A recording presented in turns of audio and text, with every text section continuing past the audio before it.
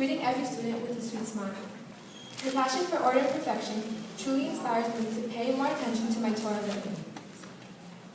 Last year, Mrs. Shinkoff was the 7th grade girls' Beard to Field teacher. She showed us a creative way for us to enjoy performing mitzvot. Also, Mrs. Shinkoff developed the BCTs, which is a test to build up a strong Judaic curriculum. From my own experience, I know that these tests truly improved and enhanced my basic Judaic knowledge. Mrs. Shinkoff, thank you for your time and effort. We are so lucky to have such a kind and committed person like you. You are a true role model. You have built up our Judaic foundation, and we hope to continue with it wherever we go. I proudly call up Mrs. Shinkoff.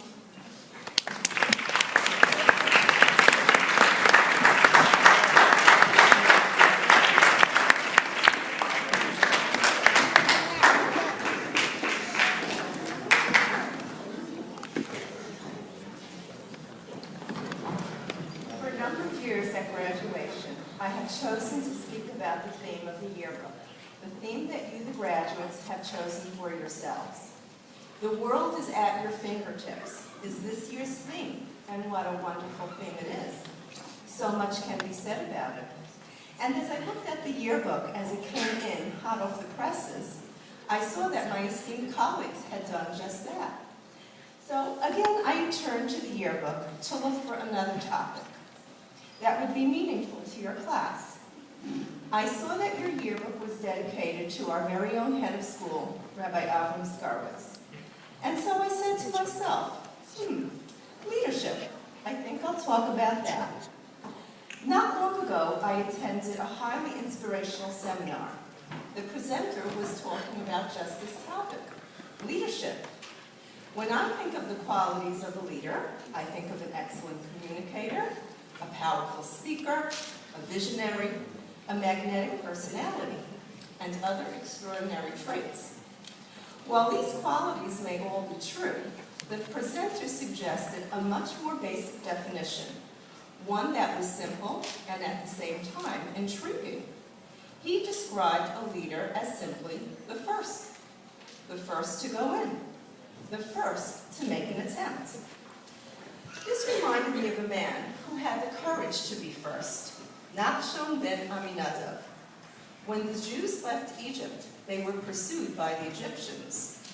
The newly freed nation became aware that the powerful enslavers, with horses and chariots, fully armed, were closing in upon them. What were the Jews to do? In front of them was the fiercely churning waters of the Yam Suf. Behind them, armed, trained, vicious soldiers. To their side, a barren and wild desert. Hysteria soon erupted. There was crying, screaming, blame, despair. The Jews became immobilized, but not so Nachshon. Without a moment's hesitation, Nachshon made a decision. According to the Midrash, in the blackness of the night, he walked straight into the icy, swirling waters of the Red Sea. He did not ask permission. He did not take a vote. He did not even look behind him to see if anyone was following. He took the ultimate leap of faith and walked into the depths of the sea, ready to sacrifice all for his convictions. And because of this sacrifice, God split the waters. God saved the Jews. Was Nachshon a great man to take on this lead role, to be the first? We do not hear his name mentioned prior to this episode. Was he dynamic, bold, self-confident? I propose these qualities was not his defining strength. I propose his strength was his ability to follow what he knew was right, whether he was afraid or not, whether he would succeed or not, whether it would make him popular or not, whether he lost all in the effort or not.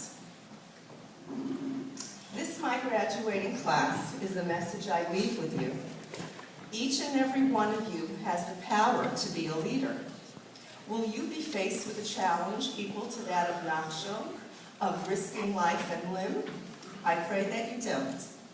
But will you encounter a moment where your decision has far-reaching ramifications?